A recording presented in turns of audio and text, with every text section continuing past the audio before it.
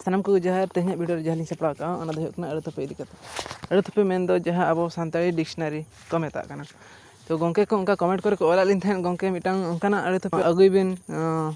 चे अले लगे धरले सर्च नाम दाड़ामा आर लगे मेहनत कर नाम दाड़ामा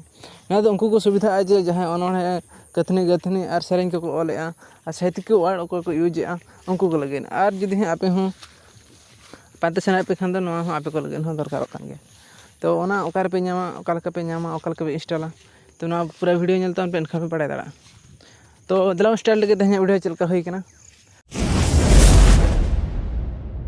तो पहले चलता पे डिस्क्रिप्शन रे लिंक लिंग एम खान डायरेक्ट पे इंस्टॉल दाड़ा और बाखान दो प्ले स्टोर रे चला गते पे इंस्टॉल दाड़ा तो अली प्ले स्टोर रे चला गते लिंग दिखा पे ओका लका पे सर्चा और ओकारे चेक पे चिके ओडे प्ले स्टोर पे ओपन लेखान नोका इंटरफेस हुआ जुदी हो नोडे लातार नेल पे ओकारे सिलेक्ट करना एप्लीकेशन रे सिलेक्ट करते चलातान पे ऐप रे जहाँ लगना ओडे ऐप रे सिलेक्ट करते चलान खान तो चितान रे हिजुआ सर्च फॉर ऐप ओडे सर्च पे सानताड़ी डिक्शनारी अली सर्च लेता तो पुलू जहाँ हिजुआ ओना क्लिक करते अली लिंग नोडे तो लिंग इंस्टॉल ठीक का ओपन दिखाया आपे नोडे ये इंस्टॉल तान पे तो अली ओपन करते लिंग दिखा पे कना ओना चलका हुआ तो उनका ओपन लखान नौका इंटरफेस हिजुआ नौका हेज लेनखान डायरेक्टली नौका गे ओपन चेन हो एला हो बाय खोजा चेन हो बांगा चेन हो बाय चिका हुआ तो नोआ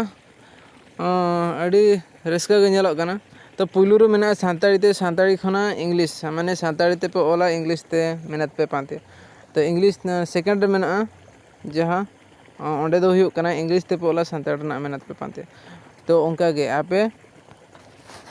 जुदी आपे पे सर्च मेखान दो ओड़ा जुदी सानताड़ी ते पे ओला ओड़ा जुदी बापे बड़ाया खान इंग्लिश ओड़ा इंग्लिश मेहनत चेक ओड़ा पे सर्च डायरेक्ट ओड़ा पे सर्च किया तो बिल्डिंग नॉय हेजना होम अड़ीगान हेना ओड़ा हाउस एबी अड़ी मनतना हिजुकना ठीक है नोंडे पे नेल दाड़े उनका होम हिजुन ऑडियो बानुआना लई अकिन तो इना परे और इंग्लिश रे जहाँ मेना इंग्लिश रे पे क्लिका इंग्लिश रे चला करते आपे हों ओंडे पे सर्च दाड़ेआ जदि हाउस पे सर्च से हाउस पे सर्च किया ना नेल पे ओड़ा हेजना उनका गे तो इंग्लिश खन हो सानताड़ ते पे सर्च दाड़ेआ और सानताड़ खन हो इंग्लिश ते पे सर्च दाड़ेआ तो नितो आपे क्लियर ना पे चेन हो बापे असुविधा नितो जहाना पांतर ना मेना तो पे लगे धरा नाम दाड़ा तो वीडियो चलका बुझा किया ओना कमेंट ओलतान पे और उनका नवा वीडियो लिंग अगुआ